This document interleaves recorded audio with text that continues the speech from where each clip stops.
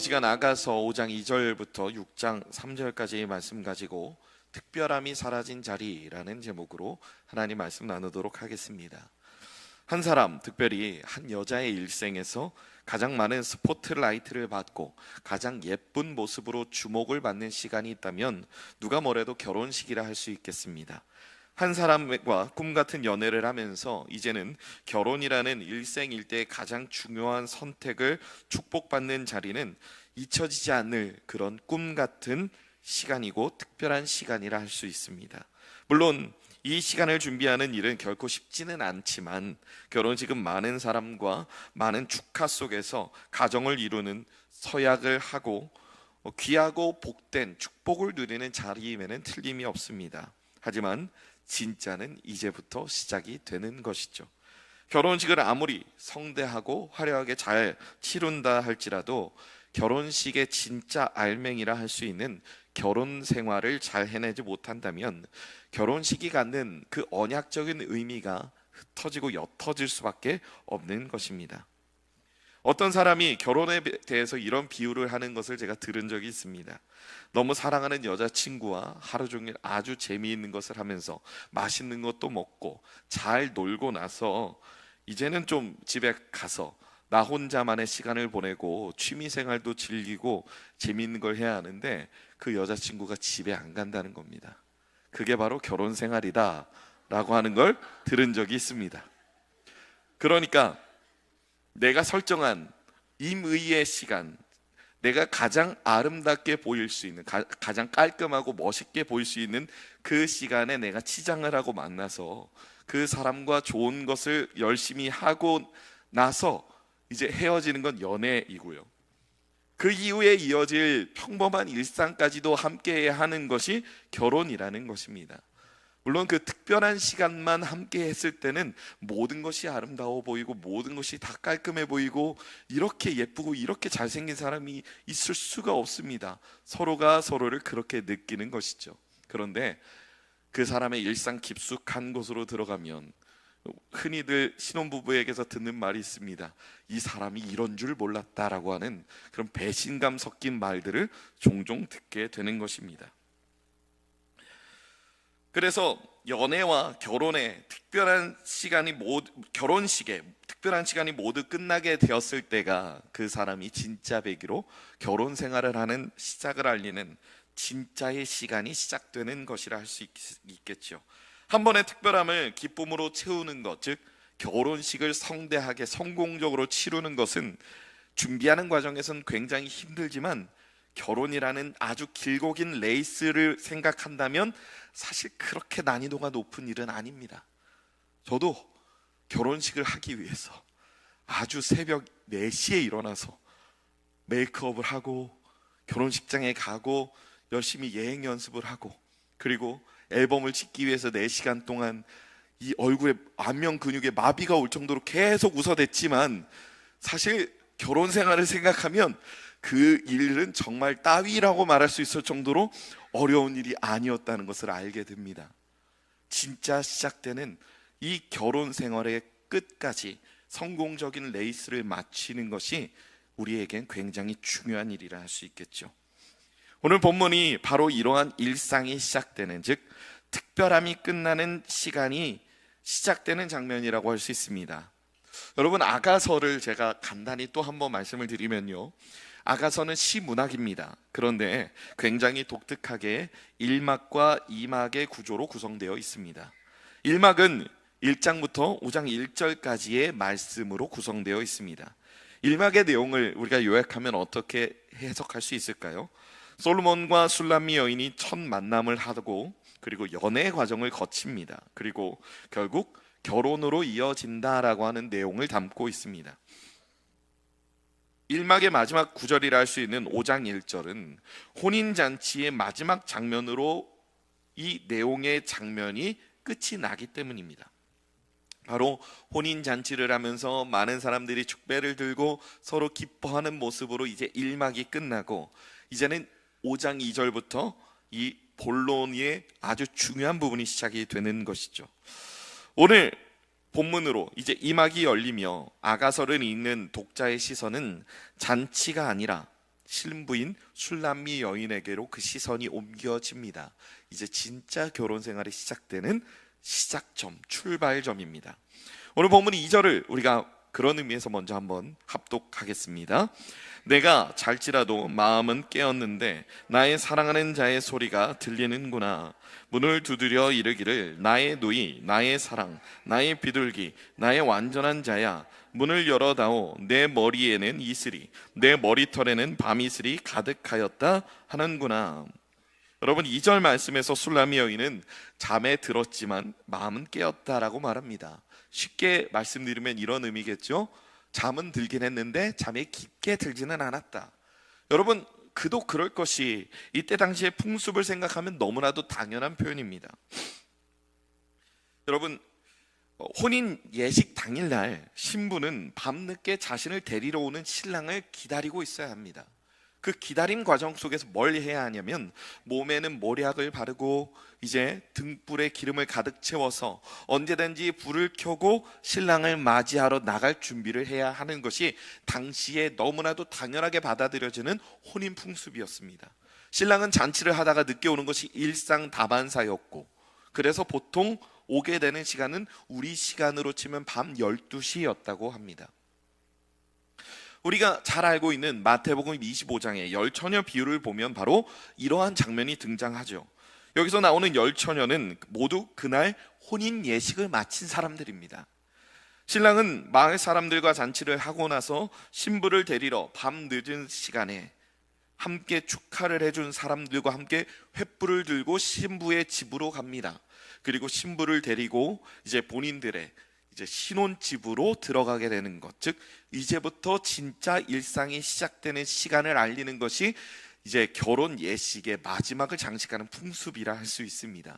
그런데 25장에 보면 기름을 제대로 준비하지 않은 여인들이 나오죠. 즉 혼인 예식을 완전히 완수하지 않은 준비성이 없는 여인들에 대한 경고의 말씀이라 할 수 있습니다.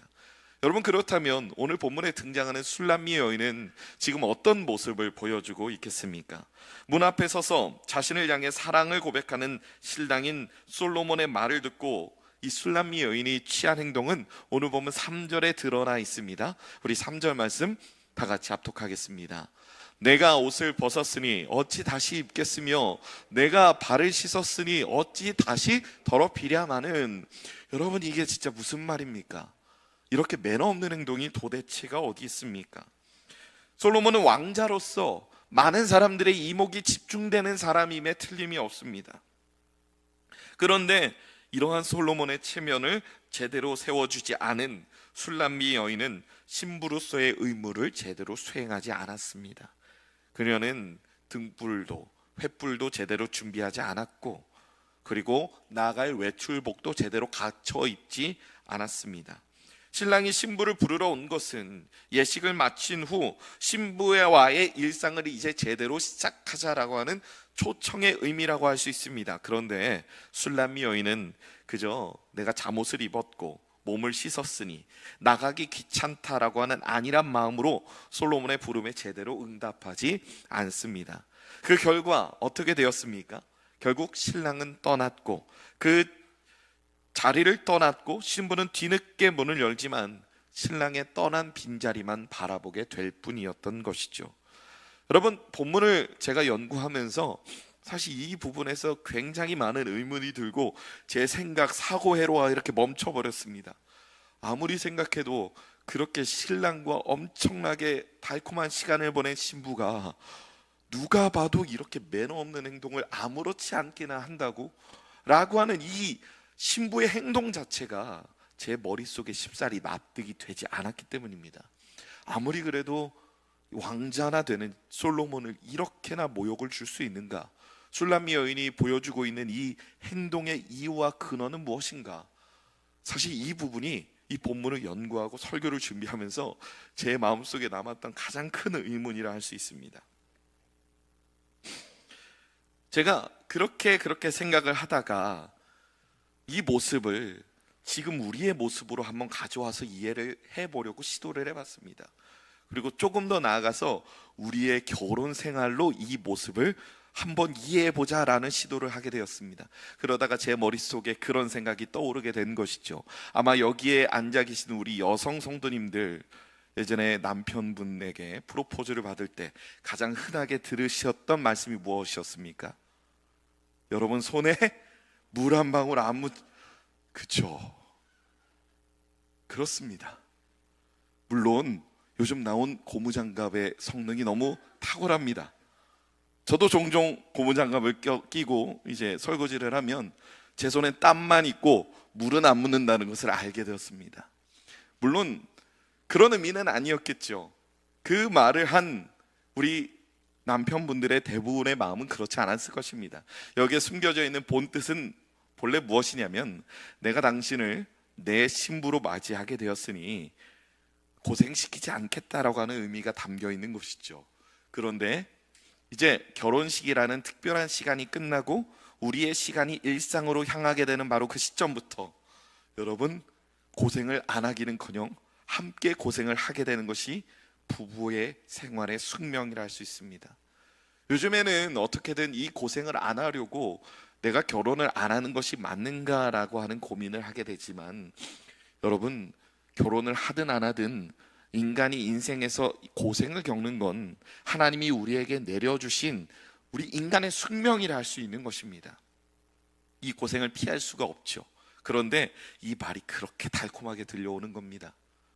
그리고 이 말은 사실 대부분의 남자분들이 결혼까지 가기 위한 어떤 작전으로 이 말을 쓰는 경우가 많다는 것입니다. 결혼만 하게 되면 돌이킬 수 없으니까, 손에 물 묻었다고 사기 결혼이라고 어디 가서 주장할 수 없지 않습니까? 그렇기 때문에 손에 물이 묻든 손에 아니면 다른 오물이 묻든 음식물 쓰레기가 묻든 상관없이 이제 결혼을 했으니 더 이상 물을 수 없다라고 하는 그 언약의 관계 안에서 사실은 서로에게 조금 소중하고 존귀히 대하기보다는 조금 막대하게 되는 그런 일들이 부부 사이 안에 비일비재하게 일어날 수 있다는 것이죠. 이것이 언약이라는 이 보호가 주는 함정이라고 할 수 있는 것입니다. 사실 우리도 마찬가지입니다. 우리도 처음 하나님을 만나고 하나님의 은혜를 경험했을 때 여러분, 우리의 마음이 어떻습니까? 하나님께서 나를 구원해 주셨고 그 구원의 감격 가운데 살아갈 때 우리가 많은 그리스도인들이 하는 가장 흔한 고백은 이제 내 인생에 하나님 한 분이면 충분합니다 였을 겁니다. 그런데 여러분, 진짜 충분하십니까? 물론 말로는 그렇게 하지만 우리의 마음이 그렇지 않죠. 그거 하나만으로 충분하지 않다라고 느껴지는 우리의 삶의 시간들이 너무나도 많은 것입니다. 하나님 한 분만 믿고 살다간 왠지 나만 손가락을 빨 것 같고, 나 혼자 다른 사람들에게 뒤처져 살 것만 같은 그런 불안감이 우리를 엄습해 올 때가 너무나도 많습니다. 그래서 하나님이, 즉 내 안에 계신 성령 하나님께서 내게 주시는 중요한 선택의 기로에 놓일 때마다 내 마음에 울려 퍼지는 그 성령 하나님의 음성에 내가 귀 기울이고 순종하기보다, 주어진 말씀을 통해서 내가 그 말씀대로 살아가려 노력하기보다는 잘 나가는 친구의 말에 더 귀를 기울일 때가 많은 것이 우리가 겪고 있는 삶의 현실이죠. 언약이라는 관계로 우리와 하나님이 맺어졌지만 더 이상 이제 우리는 그 언약의 말씀에 근거하여 그 말씀에 귀를 기울이며 살아가는 삶을 살아가려 하는 것이 아니라, 다른 사람들이 주는 달콤한 메시지가 더 우리의 귀에 설득력 있게 들리기 시작한다는 것입니다. 그것이 하나님의 은혜를 특별하게 누리다가 이제는 그 은혜가 일상이 되어 하루하루를 살아가는, 일상 속에서 삶을 살아가는 우리의 시간이라고 할 수 있겠죠. 이것이 바로 일상이 주는, 즉 특별함이 사라진 그 시점이 우리에게 주는 함정이라 할 수 있는 것입니다. 본문에서도 신부는 본문 2절에서 신랑을 향해 어떤 호칭을 하고 있습니까? 바로 나의 사랑하는 자라는 호칭을 하고 있습니다. 여러분, 이걸 우리말로 옮기면 여보라는 표현이 됩니다. 그런데 이 말을 히브리어 그대로 해석을 하면, 이 히브리어는 도디라는 말인데요, 이 단어를 번역하면 언약 속 연인이라는 말입니다. 그러니까 술람미 여인은 지금 남편인 솔로몬을 향해서 뭐라고 부르고 있습니까? 우리가 언약을 통해 하나 된 관계다라고 나의 사랑하는 자라는 표현을 하고 있다는 것이죠. 이 말이 언약으로 맺어진 관계라는 것입니다. 그런데 이 말만 들으면 뭔가 굉장히 달콤해 보이지만 이 말을 한 뒤에 술람미 여인의 행동을 보면 이 언약에 기대어 솔로몬과의 관계를 굉장히 소홀히 여기고 있다는 것을 우리에게 그대로 보여주는 하나의 변명의 근거가 되는 표현으로 사용된다는 걸 알 수 있습니다. 언약 맺었으니까 이제 어쩔 수 없잖아. 당신 나 사랑하니까 내가 아무리 이렇게 막 행동해도 당신 끝까지 나 사랑할 거잖아. 상대방의 사랑을 너무나도 깊이 오만방자하게 이용한 그러한 교만의 모습이라 할 수 있는 것이죠. 술람미 여인은 뒤늦게나마 손에 몰약을 바르고 문으로 다가섰다라고 본문은 이야기합니다. 몰약은 우리가 알고 있는 것처럼 시체에 바르는 향품이기도 하지만 신랑과 신부가 첫날 밤을 보낼 때 몸에 발라 미리 준비하는 제품이기도 합니다. 즉 신부는 상황의 심각성을 깨닫고 뒤늦게나마 신랑을 맞이할 준비를 했다라는 것입니다. 술람미 여인이 지체 끝에 문을 열었을 때 신랑은 이미 떠났습니다. 그 순간 찾아온 것은 허탈함과 두려움이었습니다. 그래서 신부는 신랑을 찾기 위해 거리를 헤맸고 이에 파수꾼들에게 붙잡혀 매를 맞고 그가 감싸고 있는 외투마저도 빼앗기는 그런 처지에 놓이게 됩니다. 오늘 본문 5장 7절 말씀인데요, 우리 7절 말씀 다 같이 합독하겠습니다. 성 안을 순찰하는 자들이 나를 만나매 나를 쳐서 상하게 하였고 성벽을 파수하는 자들이 나의 겉옷을 벗겨 가셨도다. 여러분, 이 말만 들으면 이 파수꾼들이 연약한 여인 하나를 두고 괴롭히는 것처럼 보입니다. 하지만 이때 당시 이 여인 혼자 거리를 다니는 이 모습을 굉장히 부정하게 여기는 것은 이때 당시 당연한 문화였다라고 합니다. 왜냐하면 이렇게 외투를 이렇게 감싸고 밤 늦은 시각에 다른 사람의 시선이 닿지 않는 상황에서 비밀리에 길을 나서는 경우는 간통, 그러니까 불륜이나 아니면 다른 불건전한 행위를 하려고 길을 나선 것으로 오해받았기 때문입니다. 그래서 이때 당시에 밤새 성문을 지키고 있는 파수꾼들은 그런 여인을 붙잡아다가 매질을 하고 더 이상 밖에 돌아다닐 수 없도록 외투를 압수하고 집으로 돌려보내는 것이 이들이 마땅히 해야 할 처분이었다는 것입니다. 여러분, 그렇다면 지금 상황이 어떻게 펼쳐졌습니까? 적절한 때에 술람미 여인이 신랑을 맞이하지 않았기 때문에, 그녀는 등불과 기름을 제대로 준비하지 않았고 옷을 갖춰 입지 않았다는 이유만으로 지금 잘못된 때에 길을 나섰고 당연히 해야 할 일을 했던 파수꾼들에 의해 매를 맞고 이제 외투까지 빼앗겨서 다시 집으로 돌아가야 할 처지가 되었다는 것입니다.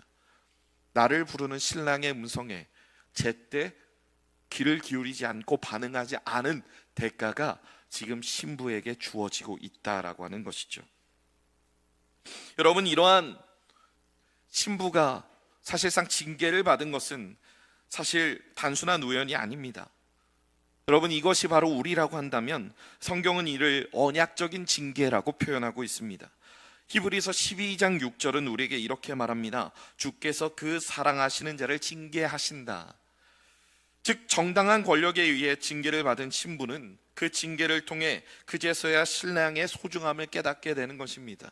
그래서 신부는 이때부터 간절한 마음으로 신랑을 찾기 시작했습니다. 우리가 이렇게 영적인 게으름에 빠질 때 하나님은 곧장 손을 드실 수도 있습니다. 우리에게 주어지는 징계의 여러 가지 모습은 무엇일까요?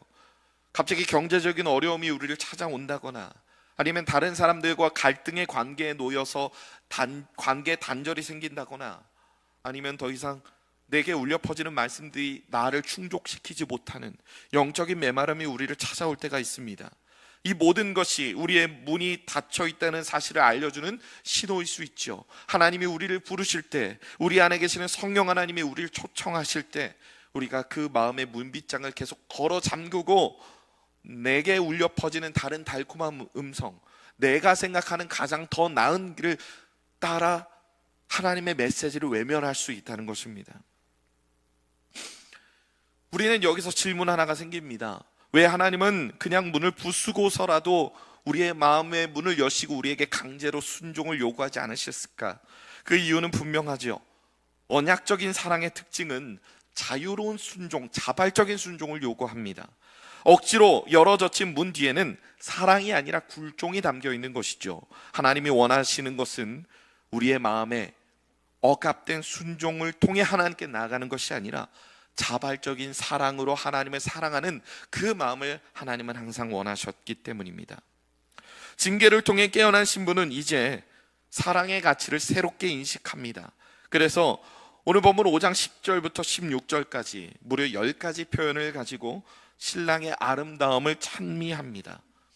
신학자인 조나단 에드워즈는 이러한 모습을 참된 사랑의 모습이라 표현합니다. 여러분, 하나님을 내가 진짜 사랑한다라고 말할 때, 여러분, 하나님을 사랑하는 정말 가장 확실한 증거 중에 하나가 무엇인지 아십니까? 하나님의 아름다우시고 하나님의 영광을 생각하고 그 영광을 찬양한다는 것입니다. 여러분, 우리가 교회에 나와서 하나님을 찬양할 때 왜 우리의 마음이 벅차고 감동이 일까요? 여러분, 그것이 내가 하나님을 사랑한다는 가장 분명하고 확실한 증거이기 때문이죠. 여러분이 사랑하는 누군가가 있다면, 여러분의 자녀를 너무 사랑한다면, 여러분의 배우자를 너무 사랑하신다면, 여러분, 우리의 마음에 그 사람을 향한 장점과 이쁜 모습들이 계속 떠오르고 그 모습을 계속해서 표현하고 싶은 것이죠. 그것이 바로 징계를 당한 이후에 이 술람이 여인이 보여주고 있는 모습이라는 것입니다. 징계는 잠시 잠깐 동안 이 신부에게 굉장히 크나큰 아픔을 주었지만 결국 다시 참된 사랑이 무엇인지를 깨닫게 만드는 하나의 중요한 통로가 되었다는 것입니다. 이렇게 찬미가 끝나자 예루살렘 딸들이 신부에게 묻습니다. 오늘 본문 6장 1절 말씀인데요, 우리 6장 1절 말씀 다 같이 합독하겠습니다.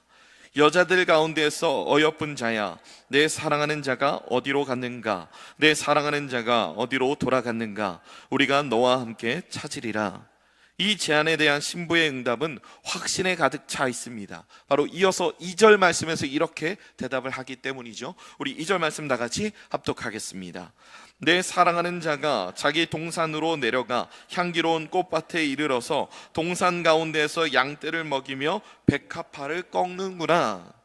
여기서 우리는 복음의 역설을 만납니다. 문을 닫았던 쪽은 신부인데 회복의 주도권은 여전히 신랑에게 있습니다. 여러분, 우리가 조금만 곰곰이 생각해보면 이 사실을 알 수 있죠. 예루살렘 딸들이 신부에게 너희 신랑은 어디 있냐라고 물어보자 신부는 지체 없이 대답을 합니다. 신랑이 뭐 하고 있다라고요. 여러분, 이것은 무엇을 말합니까? 신랑은 언제나 신부가 오기만을, 신부가 가장 인식하기 편하고 신부가 알 수 있을 바로 그 장소에서 신부를 기다리고 있었다는 것입니다. 문을 열어주지 않는 신부를 잠시 잠깐 떠난 모습처럼 보일지 몰라도 신부가 다시 돌아올 자리에서 그 신부를 계속해서 기다리고 있었던 건 신랑이 이 모든 관계의 주도권을 갖고 있었기 때문이라는 것입니다. 여러분, 잠시 잠깐 우리는 우리의 마음속에서 우리에게 말씀하시는 성령 하나님의 음성에 우리는 그 음성을 거부하고 내가 원하는 방식대로 내 인생을 살아갈 수도 있습니다. 내 친구의 말이 내 안에서 역사하시는 말씀을 통해 내게 일깨워 주시는 성령의 음성을 거부하고 이 말씀보다 그 친구의 음성을 더 신뢰하고 싶을 때가 있을 수 있습니다. 그래서 얼마 동안 기간은 우리가 다시 세미한 하나님의 그 음성을, 이 말씀을 우리가 듣고 깨닫지 못하는 그런 기간을 겪을 수도 있습니다. 하지만 이내 하나님의 소중함을 깨달은 우리의 마음은 다시 언제나 그 자리에서 우리를 기다리고 계시던 하나님에게로 나아올 수 있도록, 하나님은 언제나 그 자리에 우리가 하나님을 거부하고 하나님을 외면했던 그 자리에서 우리를 기다리시며 우리와 다시 그 교제를 회복하기를 원하신다는 것입니다. 신랑은 정죄하지 않았고 동산으로 신부를 초청하고 있다는 것을 우리가 보게 되는 것이죠. 신랑은 신부에게 이렇게 말을 하는 것처럼 보입니다. 이리 와서 다시 백합 가운데 살자. 바로 신부를 향해 우리가 다시 사랑을 나눴던 그 시간으로 돌아가서 다시 꽃밭에서 서로 사랑을 나누며 살아가자라고 그렇게 초청을 하는 것입니다.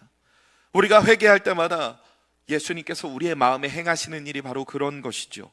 언약의 말씀이라는 동산으로 우리를 부르시고 여기서 다시 내 사랑을 맛보라고 속삭이시며 우리에게 다시 그 은혜를 선물로 주시는 분이 바로 예수 그리스도이기 때문입니다.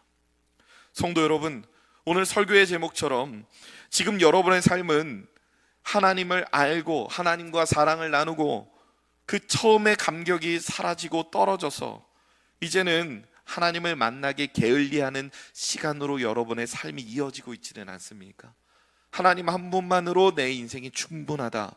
하나님 한 분이면 내 인생 그 어떤 것도 필요 없다. 매일매일 내 입술엔 찬양이 나오고 하나님의 말씀 듣는 것이 정말 내 입에 꿀처럼 달게 느껴졌던 바로 그 순간이 지나고 이제는 말씀을 들을 때 내가 말씀을 듣는 건지 아니면 수면제를 먹는 건지 구분이 되지 않고 이제는 이 찬양의 어떤 가사를 집중하기보다는 이 찬양의 멜로디가 나를 흥분시키는지 시키지 않는지가 더 중요해지는 그러한 신앙의 매너리즘에 빠져 계시다면 여러분, 이 시간 온전히 하나님께 우리에게 다시 그 처음 사랑을 회복해달라고 간절히 간구하며 나아가시기 바랍니다. 여러분, 하나님은 우리를 사랑하실 때, 우리를 부르실 때 하나님 그 언약을 세우셨습니다. 우리가 때때로 하나님을 멀리 하더라도 여러분 적어도 그 언약은 다시 흔들리는 법은 없습니다. 그래서 우리가 흔들리더라도 우리가 예수 그리스도와 맺은 그 결혼 증서는 절대로 사라지거나 깨지거나 지워지지 않습니다. 그러나 하나님과 누리는 교제의 달콤함은 그냥 결혼 생활을 유지하는 데서 우리는 만족해야 하는 것이 아니라 예수 그리스도와 하나가 된 우리의 삶은 그 관계 안에서의 달콤함과 사랑을 언제나 누림으로 내가 그 안에 그가 내 안에 거하심으로 열매를 많이 맺는 삶을 살아내야 마땅하기 때문인 것입니다. 제가 앞서 말씀드렸던 이 조나단 에드워즈라는 사람은 우리의 참된 신앙은 우리가 맺는 열매로서 판단할 수 있다라고 말합니다. 예수 그리스도도 말씀하셨죠. 열매로 그 사람을 안다고요. 근데 그 열매가 언제 맺어진다고요? 내가 하나님을 진짜로 사랑하며 내가 그 안에 그가 내 안에 머물 때 이 모든 것이 가능해진다는 것입니다. 언약을 통해 관계를 맺고 어쩌면 내 구원의 티켓을 받는 건 가능할 수 있습니다. 그런데 예수님이 이 땅에 다시 오실 때 우리에게 그 열매 보여달라 말씀하실 것입니다. 여러분, 어떤 열매를 보여주시겠습니까? 얼마나 내가 예수 그리스도를 사랑함으로 내 인생에 맺은 열매가 주여 이렇게 아름다운 열매를 맺었습니다. 그렇게 말씀드릴 수 있는 우리의 삶이 될지 여러분, 우리가 진지하게 고민해 봐야 하는 시간에 이르렀다는 것입니다. 오늘 우리가 드리는 작은 순종, 우리를 찾아오셔서 말씀하시는 성령 하나님의 말씀에 닫혀있던 문빗장을 여는 그 순종을 하는 것이 사실 하나님이 우리에게 원하시는 가장 귀한 순종의 모습일 것입니다. 별거 없습니다. 말씀하시면 그 말씀 듣고 그 말씀에 감동되어 그 말씀을 향해 나아가는 삶, 그것이 하나님께서 우리에게 요구하시는 모습인 것이죠. 신랑이 두드리는 그 밤, 신부는 문을 늦게 열어 특별함을 잃어버렸지만 징계와 회개를 거쳐 특별함이 일상이 되는 법을 이제 배우게 되는 것입니다. 결국 신부는 오늘 본문 6장 3절을 통해 이렇게 고백합니다. 우리 3절 말씀 다 같이 합독하겠습니다. 나는 내 사랑하는 자에게 속하였고 내 사랑하는 자는 내게 속하였으며 그가 백합화 가운데에서 그 양떼를 먹이는도다. 여러분, 신부는 이렇게 자신 있게 고백합니다.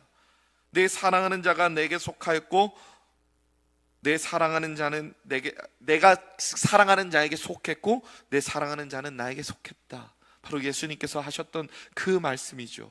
이제 신부의 삶에 뭐만 남았습니까? 열매를 맺는 일만 남게 된 것입니다. 순종의 결과 하나님이 나의 삶에 다시 소중해지는 특별함을 회복하게 되었고, 여러분, 일상의 시간 동안 그 작은 일상 속에 했던 문빗장을 여는 아주 작은 삶의 일부의 순종을 통해 이제 신부는 열매 맺는 삶을 살기를 시작하게 된 것입니다. 성도 여러분, 사실 우리의 삶은 그렇습니다. 우리가 살아내는 많은 시간들은 사실 특별한 이벤트로 벌어지는 시간들이 아니라 일상이 우리의 삶의 90 내지 95%를 차지하고 있는 것이죠. 여러분, 우리는 그렇습니다. 특별한 기회에 내가 특별히 잘하면 사람들이 나를 알아주겠지, 하나님이 나를 더 알아주시겠지라고 그렇게 착각할 때가 많습니다. 하지만 특별함이 사라진 바로 그 일상의 작은 순간을 조각조각 아름답게 만들어가서 결국에는 큰 그림을 이루는 것을 하나님은 가장 기뻐한다는 사실을 잊지 마시기 바랍니다. 하나님은 여러분이 특별한 순간에 특별히 빛나고 특별히 잘하는 걸 원하는 것이 아니라 일상이라는 작은 조각을 충실히 하나하나 쌓아나가는 선한 청지기로서의 모습을 보여주기를 원하시기 때문입니다. 우리의 삶은 다시 은혜를 받지만 다시 그 특별함이 사라지는 삶입니다. 성도 여러분, 우리가 살아내는 모든 삶의 시간 동안 오늘 이 수요예배 자리에서 우리가 결단하고 다시 하나님께 나아가야 하는 그 일상의 작은 영역들은 무엇입니까? 특별하게 큰 일을 잘하는 것보다 내가 일상에서 놓치고 있었던 부분들, 일상에서 하나님께 내 삶의 자리를 내어드리기보다 나의 삶의 자리로, 내 생각의 자리로 가득 채웠던 그 작은 부분 하나하나를 하나님께 올려드리며 회개하는 저와 여러분이 되었으면 좋겠습니다. 그래서 말씀 앞에, 기도 앞에, 다른 사람들과의 교제 앞에, 그리고 내 가정과 배우자 앞에, 자녀들 앞에 그 작은 부분에서부터 선한 것으로 하나하나 큰 그림을 만들어 가기 위해 선한 청지기로서의 삶을 살아가는 저와 여러분이 되시길, 특별함이 사라져도 그 작은 일상 속에서 하나님과 동행하는 것에 만족하는 저와 여러분의 삶이 되시길 주님의 이름으로 축복합니다.